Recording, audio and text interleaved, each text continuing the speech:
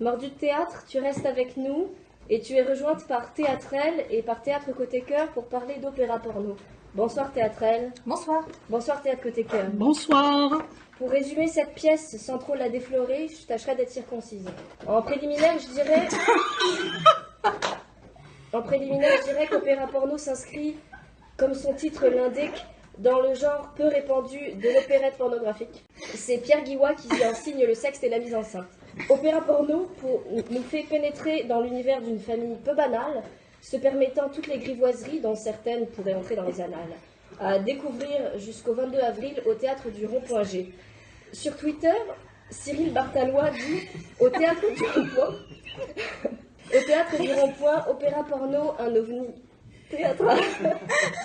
Pardon, excusez-nous, il y a un fou rire collectif au sein du studio. On reprend. Sur Twitter, Cyril Bartalois dit au théâtre du Rond-Point, opéra porno, un ovni théâtral, réussi, mais à ne pas mettre entre toutes les mains. Mordu de théâtre, y consens-tu? J'y consens. J'y consens absolument. D'abord, je voudrais dire bravo pour cette magnifique entrée en la matière. Alors oui, donc déjà, un immense merci à Jean-Michel Gribe, grâce à qui on peut voir ce genre de pièce. Je pense pas, et Pierre Guillois nous l'a confirmé, il n'est pas accepté dans tous les théâtres. On comprend un peu pourquoi. C'est-à-dire que son titre annonce la chose, c'est un opéra porno. Moi, je suis une grande fan du Gros, la Vache et le Ménate. J'avais pas osé voir Bigre, c'est mon deuxième Pierre Guillois, donc je reviens sur cet opéra porno. J'ai trouvé ça très bien, mais peut-être un peu plus attendu, du fait justement qu'il nous annonce que ça va être entièrement pornographique et que donc, même s'il y a quelque chose de choquant dans ces situations, on peut un peu les deviner par avance. Alors moi, écoute, c'est marrant parce que tu t'y attendais. Alors moi, j'avais lu opéra porno, mais moi, dans ma grande naïveté, j'attendais du porno soft. C'est Mais non,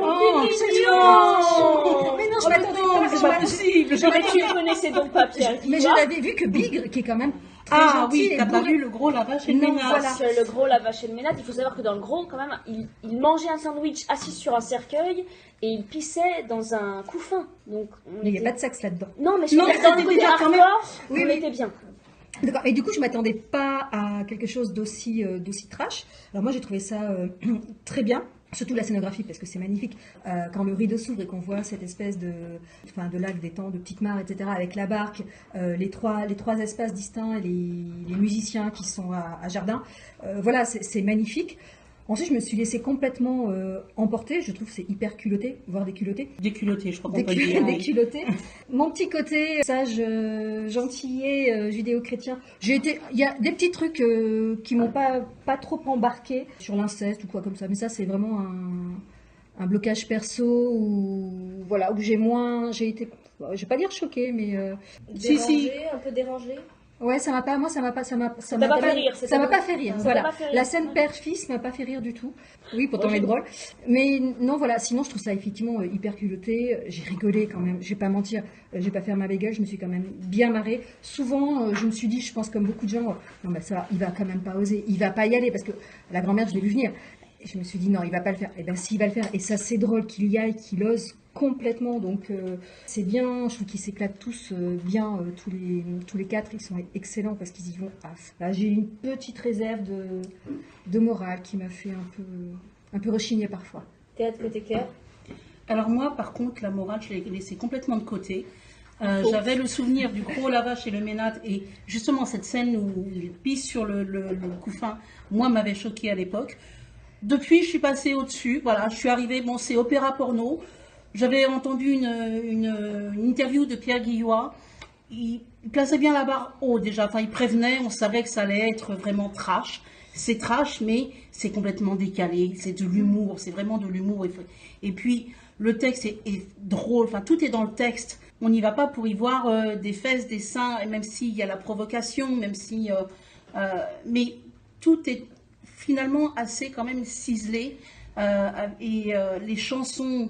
Les airs sont entraînants, on a une grande variété dans les musiques. Moi, j'ai été un peu déçue par les chansons, par rapport au Gros, mais encore une fois, parce qu'on a cette comparaison-là. Dans le Gros, on pouvait reprendre. Là, c'est tellement lyrique qu'on a du mal à... Enfin, Moi, j'ai été moins entraînée par les airs, les côtés chantés.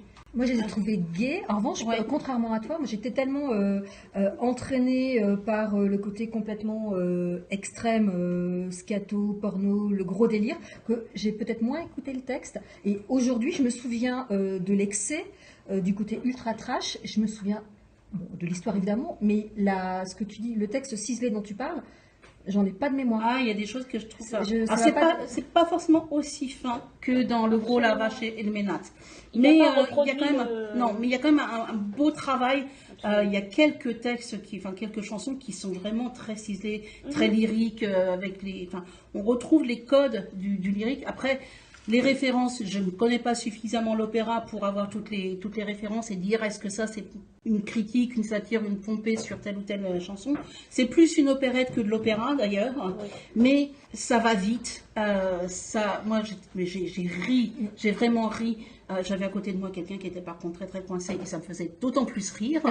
et puis ils sont excellents, que ce soit Flânant, Aubé, qui est, moi je trouve, à croquer, mais il est... C'est des jeunes, ça, le fils.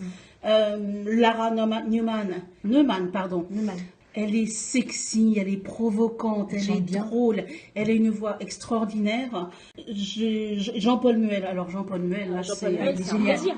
C'est un bonheur, mais il est assis déjà d'entrée de jeu sur la scène au début, avec les jambes écartées, ce qui provoque parfois quelques réactions dans le public des gens qui sont devant lui. Une grosse culotte de grand-mère, c'est vraiment. Mais c'est tellement burlesque, c'est tellement drôle, c'est tellement décalé que moi j'ai passé une soirée formidable. Ceci dit, maintenant que en t'entendant parler, c'est vrai qu'à un moment, quand Lara Neumann chantait, j'ai entendu, peut-être à tort, mais en tout cas j'ai cru reconnaître une référence à Carmen.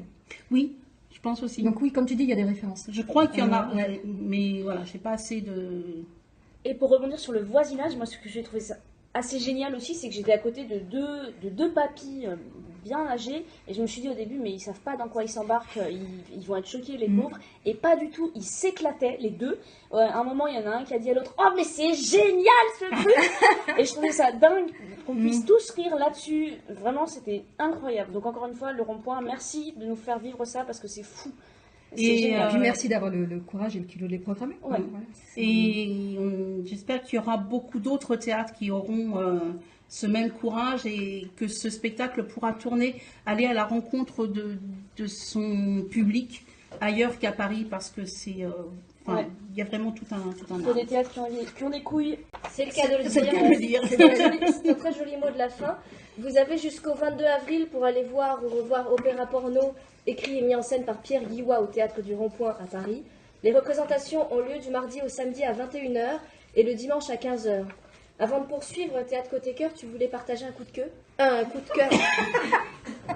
J'ai ma langue qui s'enfourche sur ce spectacle, je suis vraiment désolée. Un coup de cœur. Un coup de cœur, effectivement. Alors, pour un spectacle qui ne se joue plus pour l'instant, je l'ai vu à Saint-Quentin en Yvelines. Ça s'appelle Secret temps 2. C'est une reprise d'un artiste qui s'appelle Johan Le Guilherme, qui se définit comme un praticien de l'espace des points de vue. C'est un génial inventeur qui transforme la matière, qui va dresser un oiseau de papier, qui va construire des structures de bois absolument étonnantes avec une minutie, une précision incroyable, qui va tordre des morceaux de fer pour en faire des compagnons de danse, qui va créer avec 3 bouts de bois des animaux absolument fantastiques qui vont se déplacer tout seuls. C'est un magicien de l'espace. Enfin, il a un art qui est absolument extraordinaire et assez unique. Il est présent à Nantes jusqu'au mois de juin, avec notamment certaines de ses constructions qui sont exposées dans le jardin botanique de Nantes. On pourra voir son spectacle Secret temps 2 à l'Agora d'Evry du 24 au 26 mai, puis au Festival des Utopistes à Lyon du 31 mai au 9 juin. Et il y aura certainement, ce spectacle tourne depuis des années, c'est un artiste incroyable. Surveillez vos programmations de salles à côté de chez vous et n'hésitez pas à aller le voir, c'est indescriptible, c'est un génie indescriptible. Voilà, j'ai pas d'autre.